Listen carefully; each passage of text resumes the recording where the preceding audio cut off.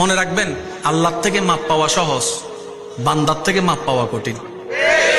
তো হকুল্লাহ নষ্ট হলে গুনাহ, হকুল এবাদ নষ্ট হলেও গুনাহ।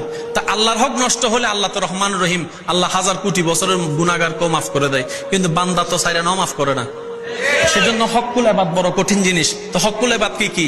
মুখের হক, হাতের হক, চোখের হক, কানের হক, ব্যবহারের হক, ব্যবসার হক, লেনদেনের হক, টাকার হক, জমিনের হক, ঘরের হক, সংসারের হক। কারো জমিনের 1 ইঞ্চি যদি ঢুকাই ফেলেন, তাকে অন্য জায়গায় 2 ইঞ্চি দিয়ে দেন, লাভ কি হবে আপনার জানেন? দুনিয়া তো ইজ্জত আপনার বংশের হবে, যে আর কারো হবে না। কিভাবে বুঝাই আমি আপনাদেরকে? যদি রাজত্ব, ক্ষমতায়, টাকা পয়সায় সবকিছু হতো, মোগল সম্রাট যারা ছিল, ওই যে তাজমহল, বলেন না রে ভাই, তাজমহলের চাইতে এরকম রাজা বাদশাহ আর কই? তাদের সামনে তো আপনার আমার অস্তিত্ব নয়। আজকে শাহজাহান কোথায়? বাদশাহ আকবর কোথায়? বুঝাতে পারছি কথা? সেজন্য